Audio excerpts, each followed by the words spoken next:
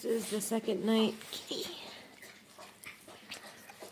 Second night of severe gassing. We checked in here. That's blood coming out of my cat's eye.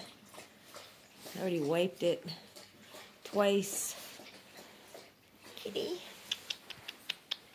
wanna try meow? Can you hear his croaky meow? Oi, oi, oi. So we are at the airport in Portland.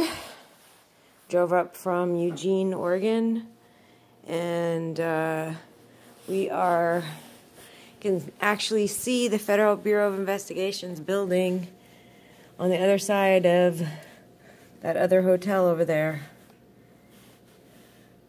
And yet still this entire apartment is filling with toxic shit.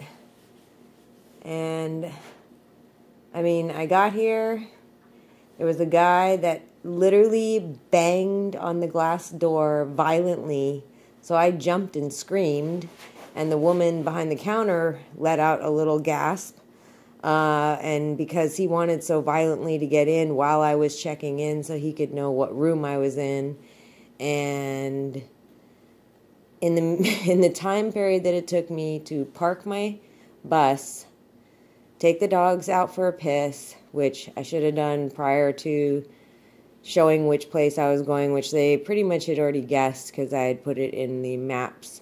I had looked at it as a possibility.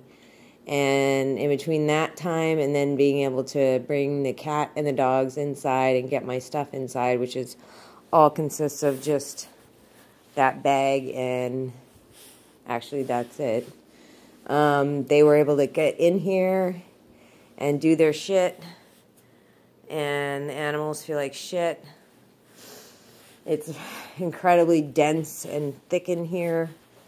I can see that the apartments up above me have the lights on, the one next door to me. The guy right across the way from me is definitely with them. He kept coming and going, and there's that. Last night I was raped at the Valley River Inn in Eugene, Oregon by her homeless drug addict friends who were staying on the first floor of the section that I was moved to when I asked to be moved because they had gone into the apartment right above me when I moved in the first night. And you can hear them in there, and I mean, it sounds like they're moving furniture around, which essentially they are in order, I'm believing they use the outlets to be able to dispel the gas. They use outlets, they use appliances, they use the heating system. Yeah, I mean, you explain it to me, I don't really know, but that's how quick. I mean, they literally had 15 minutes maybe, and they got in here. These doors obviously are super easy to open, the kind with the card in them. I'm very, very sore in my vagina, very sore, bruised all around my vaginal area, tender to the touch, but extremely sore inside. She definitely did her uterus torturing stuff. She worked on my feet. It feels like she did something to my back. And there were a bunch of witnesses, a bunch of homeless, drug addict, crazy, nasty-looking pieces of shit that look like her from the time that I saw her. So she's definitely very well... The homeless community is very connected and networks just like everybody else does. And, you know, I went to go because a light came on my dashboard on my new bus, and I wasn't sure what it was. I had accidentally flipped a switch, so it was my fault, but I was scared to drive it. I thought maybe they did something to it, and I literally looked up something, a place to go to that worked on Toyotas and Nissans. That's all it says, Toyotas and Nissans. And I won't name the guy just because I can't actually remember it. But I looked it up, and within 10 minutes went there, and like minutes after I got in the door, they called him on the work phone. And I relayed that to the Federal Bureau of Investigations because that should be easy to trace who called him. And it was just obvious. He immediately looked up at me, and then he walked over to the window and looked out at my vehicle, and it just was obvious that he had gotten a call about me, and he was double-checking that I was the person they were talking about, and the vehicle was, they just would have to describe my bus, because, I mean, you literally can't find one that looks exactly like that, probably in the entire United States. So, and he just was a complete dick. He just was a complete fucking dick. And he walked up and he's like, oh, yeah, I don't work on those. And I was like, you work on Toyotas. I mean, I just thought maybe you could take a look. And he's like, yeah, I don't work on diesels. And I'm thinking, how the fuck would you know it's a fucking diesel from all the way inside? Like, even the gas station attendants don't even know until they ask me if it's a fucking diesel. So, anyhow, and he just looked inside and he's like, I don't know what that is. I don't work on these. And I'm like, okay. So, that easy for the feds to figure this out. And when I got here, there was the guy that came banging into the door, the guy across the hallway. But as I was unloading, there was a guy that came and took a smoke outside where I had parked. And there was a guy that came out and took a smoke on the other side of the other entrance. And then there was a security guy parked on the other side of the building. So they had all four sides covered, and so they could know where I was, so they could relate to the person that was coming into the room, where I was, and when they had to get out. That's how organized they are. That's how quickly they got organized. And, I mean, they had a few hours to figure out that I was on the move and that they were going to do something or other, that I was going to check into some sort of hotel somewhere. I'm sure they didn't guess I was going to go to the Federal Bureau of Investigations. That was sort of that wasn't a last minute thing. I actually had planned on doing that, and I put in Troutdale as a sort of, because I know that's on the way. And so they only had like 10 minutes.